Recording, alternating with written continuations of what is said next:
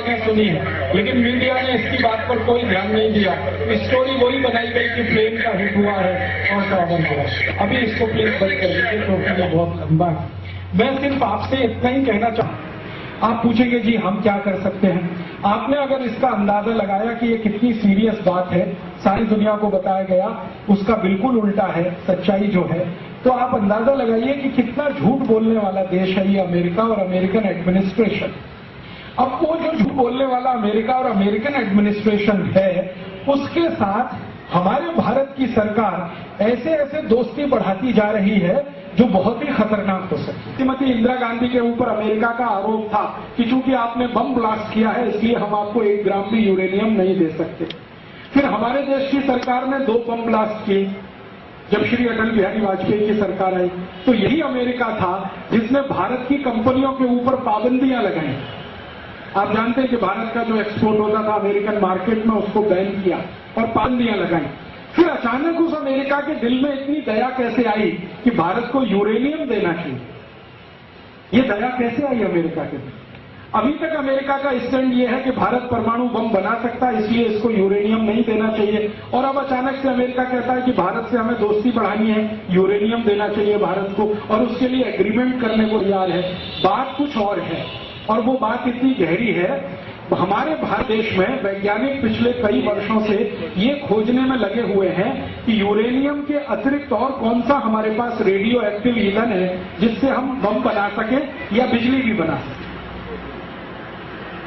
तो इसके लिए वैज्ञानिक काम कर रहे हैं, और आप जानते हैं कि हमारा जो एटॉमिक एनर्जी कमीशन है उसमें 6000 वैज्ञानिक रात दिन इसी काम पर लगे हैं पिछले 40 साल। उन वैज्ञानिकों की टीम को पता चला कि भारत में ये जो तमिलनाडु है, केरल का एरिया है, समुद्री एरिया, वहां पर बहुत बड़ी मात्रा में एक ऐसा रेडियो एक्टिव ईंधन है जिससे भारत में अगले 150 साल तक बिजली बनाई जा सकती है, अगले 150 साल।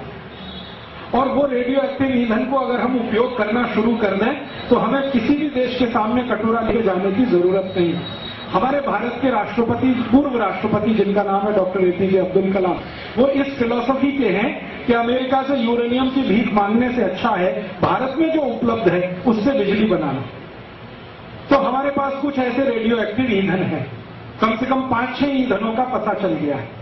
एक ईंधन तो इतना ज्यादा है कि डॉक्टर अब्दुल कलाम ने एक बार मुझे पर्सनली कहा था दिल्ली में जब मैं उनसे मिलने गया कि 150 साल तक 4 लाख मेगावाट बिजली हर घंटे हम बना सके, इतना हमारे पास रेडियो एक्टिव ईंधन है। तो मैंने कहा कि फिर आप इस बात को खुलकर कहते क्यों नहीं? तो उन्होंने कहा कि मैं जब रिटायर हो जाऊंगा तब कहूंगा, क्योंकि सरकार में हूं तब तक मैं वही कह सकता हूं जो प्रधानमंत्री मुझसे कहलवाता है। रिटायर होने के बाद कहूंगा, और उन्होंने रिटायर होने के बाद पहला स्टेटमेंट दिया, इंडियन एक्सप्रेस को इंटरव्यू दिया, शेखर गुप्ता को 2.5 घंटे का इंटरव्यू दिया, जिनमें उन्होंने कहा कि हमें अमेरिका से 1 ग्राम भी यूरेनियम लेने की जरूरत नहीं है, हम अगर ऊर्जा बनाएंगे तो हमारे पास पर्याप्त ईंधन है 150 साल तक, इतना ईंधन है। अब अमेरिका की नजर हमारे उस ईंधन पे लगी, और अमेरिका चाहता है कि भारत की सरकार अपना रेडियो एक्टिव ईंधन अमेरिका को दे, और बदले में अमेरिका थोड़ा बहुत ईंधन हमको दे। ये है खेल।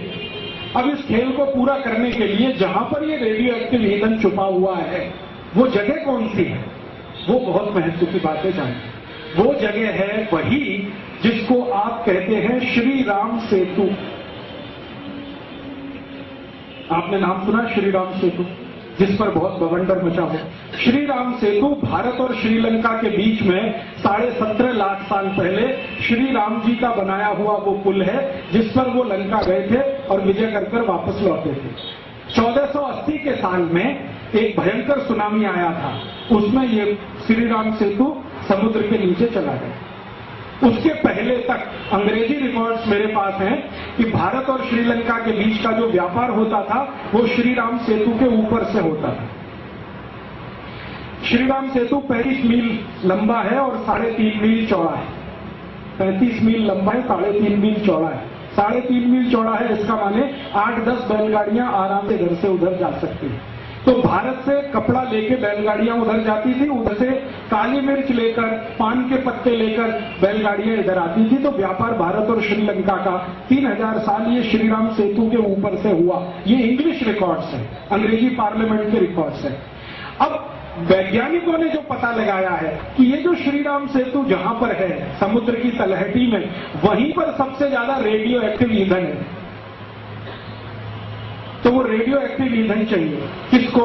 अमेरिका। तो अमेरिका को वो रेडियो एक्टिव ईंधन चाहिए, तो ये तभी संभव है जब वो श्री राम सेतु को तोड़ा जाए।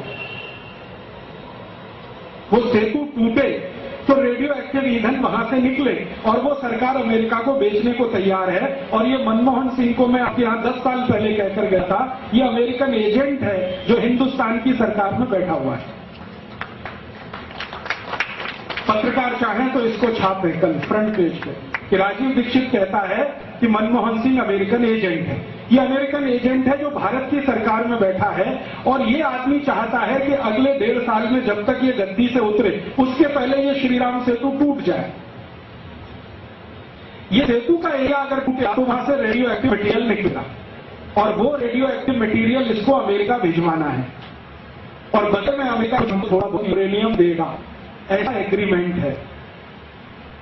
मेरा ऐसा मानना है कि ये बहुत खतरनाक हो गया है। अगर श्री राम सेतु इन्होंने तोड़ दिया, सुप्रीम कोर्ट ने ऐसा कोई ऑर्डर दे दिया और सेतु टूट गया, तो ये सारा का सारा एरिया अमेरिका के कब्जे में चला जाएगा, और ये बहुत सेंसिटिव एरिया है भारत और श्रीलंका के बीच का। आप में से कोई लोग अगर रामेश्वरम गए हो, सेतु रामेश्वरम, तो जहां पर धनुषकोटी है, धनुषकोटी, तो जहां पर धनुषकोटी है,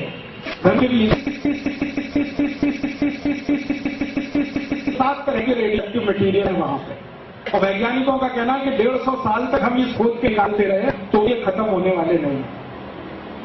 तो अमेरिका की नजर वहां लगी है, तो उसने एक आदमी अपना बिठा दिया है जो भारत में श्री राम सेतु तोड़ने की तैयारी में है, और उस मनमोहन सिंह को एक सहयोगी मिल गया है करुणानिधि नाम का, जो तमिलनाडु का मुख्यमंत्री है।